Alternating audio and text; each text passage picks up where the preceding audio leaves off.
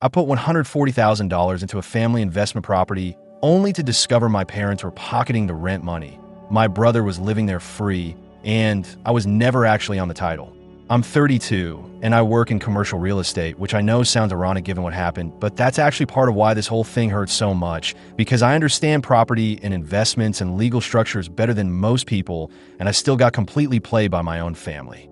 My brother Jason is 29, and he's always been what my parents call a free spirit, which is a nice way of saying he can't hold down a job for more than 8 months and has never had a savings account with more than a few $100s in it. We grew up pretty middle class, nothing fancy, but comfortable enough, and my parents always treated us fairly differently, but I thought it was just normal birth order stuff where the oldest kid gets more responsibility and the younger one gets more freedom. When I was 25, I started making decent money, and my parents approached me with what they called a family investment opportunity. They wanted to buy a small duplex in a neighborhood that was just starting to gentrify, the kind of place where coffee shops were opening up and young families were moving in, and they asked if I wanted to go in on it with them. The idea was that we'd rent out both units and build equity together, and eventually it would be something we could either sell for profit or keep as a retirement income stream for them. They said they'd put down 20% from their savings, and I'd cover the mortgage payments since I had the steady income, and in exchange, I'd own a third of the property.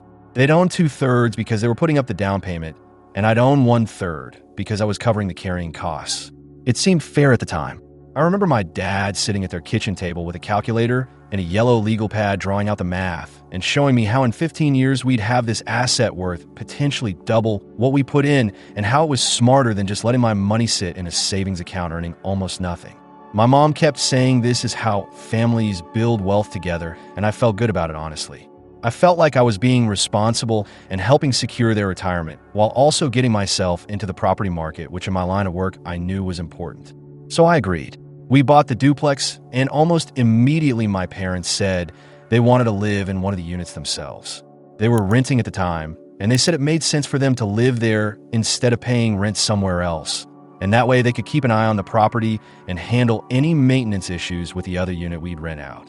I didn't love the idea because it meant we'd only have income from one unit instead of two, but my dad pointed out that they were saving on rent, which was essentially the same as income, and that they'd handle all the landlord responsibilities for the rental unit, which saved me time and hassle. He had an answer for everything, and I was young enough and trusting enough that I just went along with it. So they moved into the upper unit, and we rented out the lower unit to a quiet couple in their 40s who paid on time and never caused problems. I kept paying the mortgage every month, which was about $1,900 plus property taxes, and insurance brought it to around $2,300 total. It was a stretch for me at first, because I was also paying rent on my own apartment, but I made it work. I cut back on going out, and I stopped taking vacations, and I drove my car into the ground instead of upgrading, and I just kept telling myself this was an investment in my future. Jason was living with my parents at the time, which I didn't think much about, because he just quit another job and was between apartments, and my parents had always let him come and go as he needed. He'd stay with them for a few months, get back on his feet, move out, lose another job, or break up with another girlfriend, and end up back there again. It was a pattern, but I figured that was between him and them and none of my business. About 2 years into this arrangement, my parents said they wanted to do some renovations on the upper unit where they were living. They said the bathroom was outdated, and they wanted to update the kitchen and maybe refinish the floors, and they asked if I'd be willing to cover half the renovation costs since it would increase the property value. I hesitated on this one because I was already stretched pretty thin with the mortgage payments, but my dad showed me comps in the neighborhood and how much renovated units were selling for, and he convinced me it was a smart move. So I put in another $12,000 for renovations. The work took about 4 months, and during that time, my parents temporarily moved in with my aunt who lived about 40 minutes away. I went by the property a few times during the renovation to check on progress, and everything looked good. New countertops, new bathroom fixtures, refinished hardwood floors, fresh paint throughout. It looked really nice, and I felt proud of it, honestly. I took pictures and sent them to friends saying, "Look at this investment property I'm building equity in." When the renovation was done, my parents moved back in, and everything seemed fine. I kept paying the mortgage, and they kept collecting rent from the downstairs tenants and handling property management. I was busy with my own career, which was going well. I gotten promoted to senior associate at my firm, and I was working 60-hour weeks easily, and I just didn't have time to think much about the duplex except to make sure the mortgage payment went through every month. Then about 4 years into this whole thing, I started dating someone seriously for the first time in a while. Her name was Lauren, and she was a project manager at a tech company, and we got along really well. After we'd been together about 8 months, we started talking about moving in together, and I mentioned that I owned a third of a duplex, and she asked why I didn't just live there instead of paying rent on my apartment. It was a good question, and I didn't have a great answer except that my parents live there, and it would be weird to ask them to move out of a property they partially owned just so I could live in it. But Lauren pointed out that if I owned a third of it, I had as much right to live there as they did, and that maybe we could work something out where I lived in one unit and they lived in the other, or maybe they'd be ready to move somewhere else by now since they've been living there for 4 years already. She wasn't being pushy about it, but she was just thinking practically, and it got me thinking too. I was paying almost $1,800 a month for my apartment, which was small and had thin walls, and parking was terrible. And meanwhile, I was also paying the mortgage on a property I never used and couldn't even really visit without feeling like I was intruding on my parents' space. I brought it up with my dad one Sunday when I went over for dinner. I said something casual like, "Hey, I've been thinking about the duplex and wondering if it might make sense for me to move into the rental unit when the current tenant's lease is up and we could stop paying rent in 2 different places." My dad got quiet, and then he said that wouldn't really work because Jason was planning to move into that unit. I was confused because Jason hadn't mentioned anything about this to me, and I asked when this had been decided. My dad said it had been discussed a few months ago, and Jason needed a stable place to live, and it made sense for him to be in the building where family could help him get on his feet. I said okay, but shouldn't I have been part of that discussion since I own part of the property and I'm paying the mortgage? And my dad got a little defensive and said this is a family property and we make decisions as a family, and sometimes decisions get made when we're all together and I'm not around because I'm always busy with work. He said it like it was my fault for not being available, and I felt guilty immediately, like I'd been neglecting some family responsibility I didn't know I had. I asked if Jason was going to pay rent, and my dad said no, because Jason was family, and the whole point of having family property was so that family could use it when they needed help, and wasn't that the point of building generational wealth so we could help each other.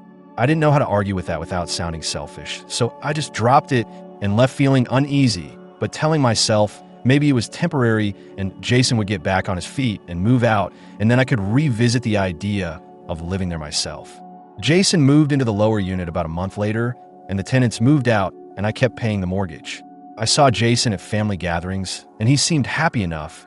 He'd gotten another job doing something with deliveries, or maybe it was warehouse work, I can't remember exactly, and he seemed stable for once. My parents kept saying how good it was that we could help him and how family should support family, and I just nodded along because what else was I going to do?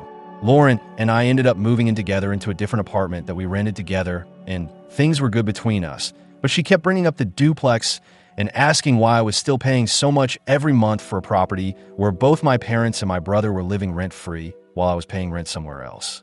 She wasn't wrong, and it was starting to bother me too, but every time I thought about bringing it up with my parents, I felt this heavy guilt, like I was being greedy or selfish for even thinking about it. About 5.5 years into the whole arrangement, I got a call from the city's property tax office saying there was an issue with the tax payment on the duplex, and could I come in to discuss it? I was confused because property taxes were supposed to be paid through our mortgage escrow account, so I called my dad and asked if he knew anything about it. He said he'd look into it and got back to me a few days later saying there had been some confusion with the escrow account and he'd handled it, and everything was fine now. I should have pushed for more details, but I was in the middle of a huge deal at work and I just trusted that he'd taken care of it. Then about 2 months after that, I got a letter from the mortgage company saying there had been missed payments and the account was in danger of default. I completely panicked because I had proof that I'd been making every single payment on time through automatic transfer from my checking account, and there was no way I'd missed anything. I called the mortgage company immediately, and they told me that payments had been irregular for the past 8 months, and the account was in arrears by almost $11,000. I drove straight to my parents' house, which was the duplex obviously, and I was shaking. I was so angry and confused. My dad answered the door, and I basically demanded to know what was happening with the mortgage payments and why the company was saying we were in default when I've been paying every month without fail. He got very calm and quiet, which is what he does when he's backed into a corner, and he said we needed to sit down and talk about this. We sat in their living room, which was the living room I'd paid to renovate, and he explained that about 8 months ago, he decided to start using the mortgage money for other things because there were expenses that needed to be covered, and he figured we had enough equity in the property by that point that we could afford to let the mortgage slide for a bit.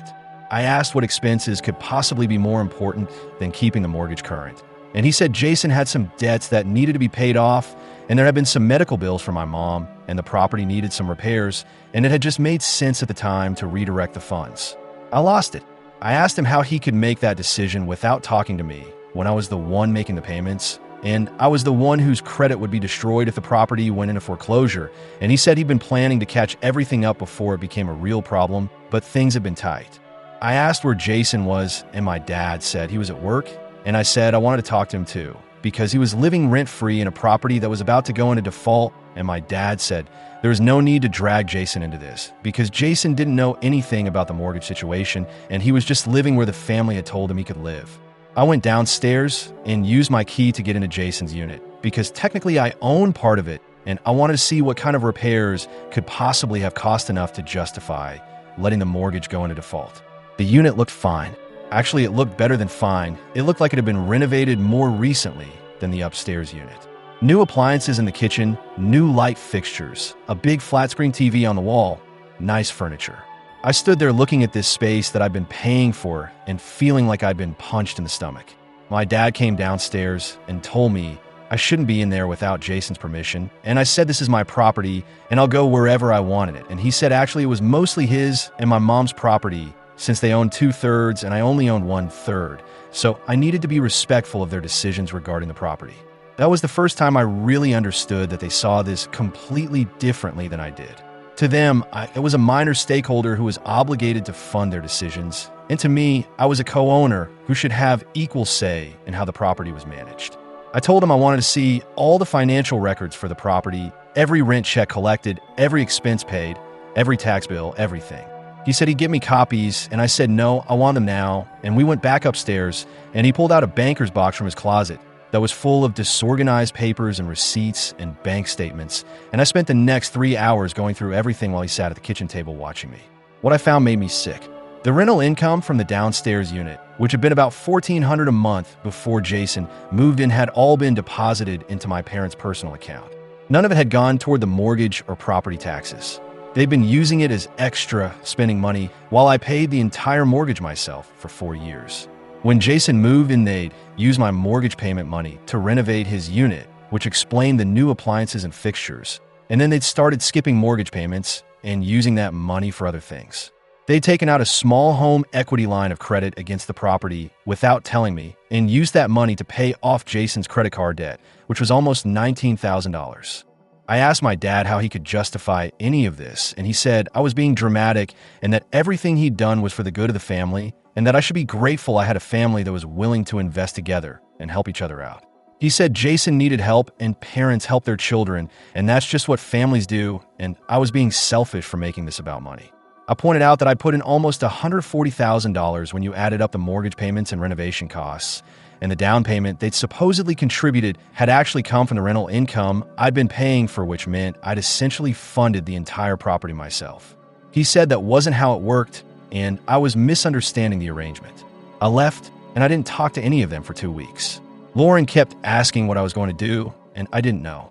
I consulted a real estate attorney who looked at the paperwork and told me that because the property was in my parents' name and I wasn't on the title despite what we'd agreed to verbally, I had almost no legal recourse. The mortgage was in their name too. Legally, I'd been giving them money as a gift essentially, and I had no ownership stake at all. The attorney said I could sue them for the money back, but it would be expensive and messy, and family court cases almost never go well, and even if I won, I'd probably never collect because they didn't have significant assets. I felt like an idiot. I work in real estate, and I let my own parents put me in a situation where I had no legal protection because I trusted them, and I'd wanted to believe we were building something together as a family. I decided I wasn't going to pay another dollar toward that mortgage.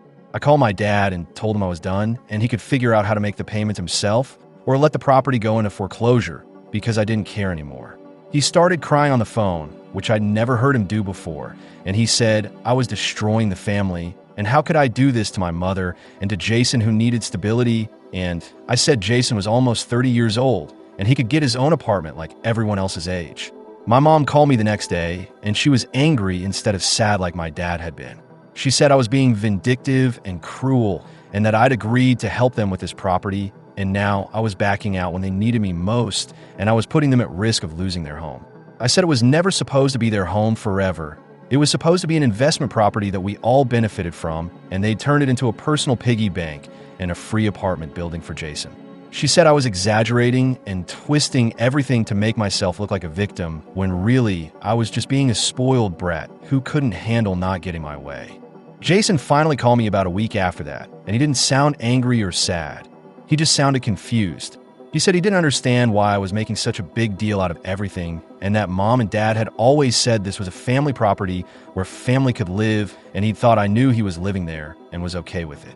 I asked him if he'd known they were using my mortgage payments to renovate his unit and pay off his credit card debt, and he got quiet and then said he didn't really keep track of where money came from. He just knew mom and dad were helping him out. I asked if he was planning to pay rent now that I wasn't covering the mortgage anymore, and he said he couldn't afford to pay rent right now because he was saving up to buy a car. I stopped answering their calls after that. The mortgage went into default, and I assumed they worked something out with the bank, or maybe they're making payments now themselves, or maybe the property got foreclosed on. I honestly don't know, and I've decided I don't want to know. I've written off every dollar I put into that property as a very expensive lesson in why you don't mix family and business no matter how much you trust people. Lauren and I ended up breaking up about 4 months after all this happened, and I don't think it was directly because of the duplex situation, but it definitely didn't help.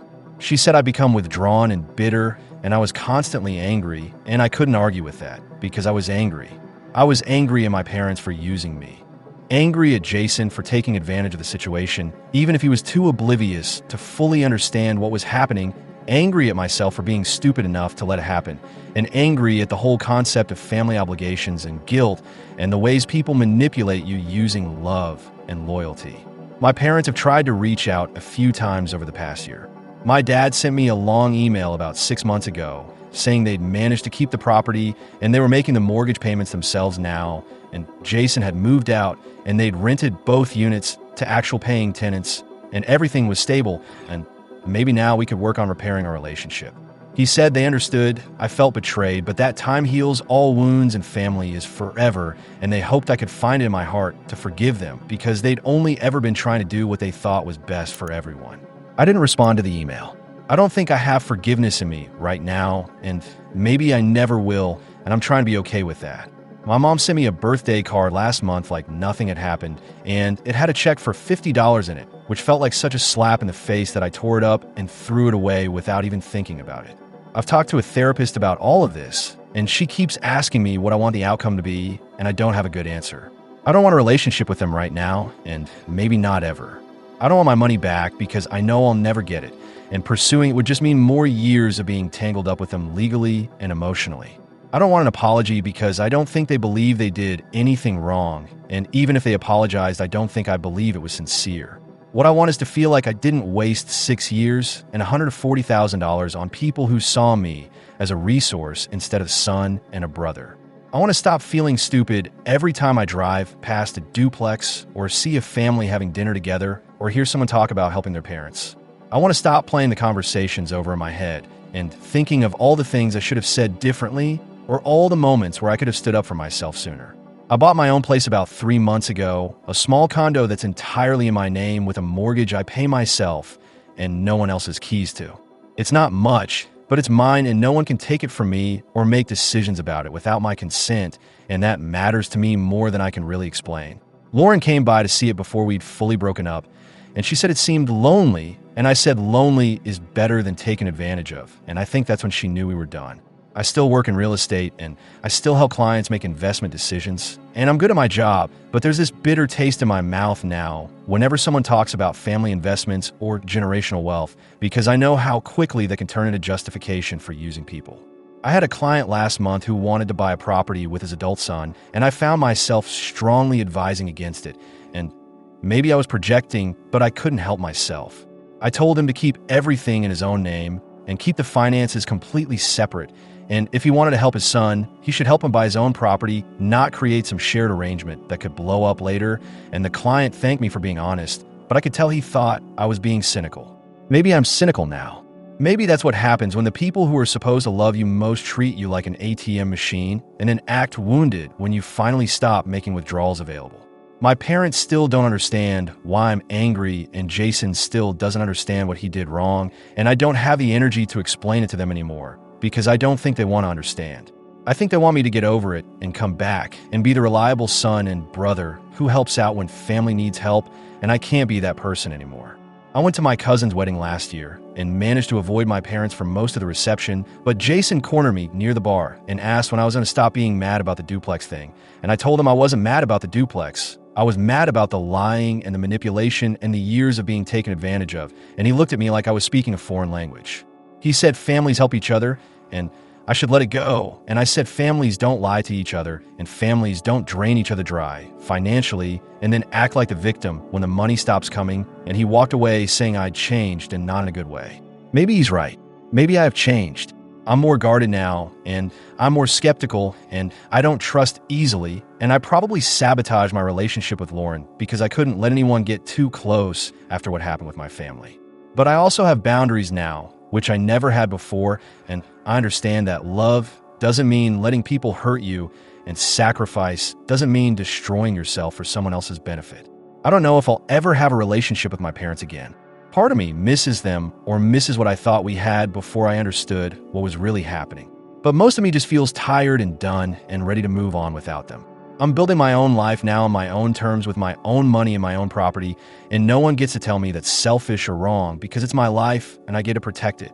The duplex is still out there somewhere with my parents living in it or renting it out or whatever they're doing with it now. And sometimes I drive past that neighborhood on my way to somewhere else, and I think about stopping by just to see it, but I never do because what would be the point? It's not mine, and it never really was no matter what I was told, and no matter how much money I put into it, and looking at it would just make me angry all over again. So I keep driving, and I go home to my own place that's small and quiet and entirely mine, and I try to remember that losing $100,000 to $40,000 is better than losing yourself to people who only value what you can give them. Some days I believe that more than others.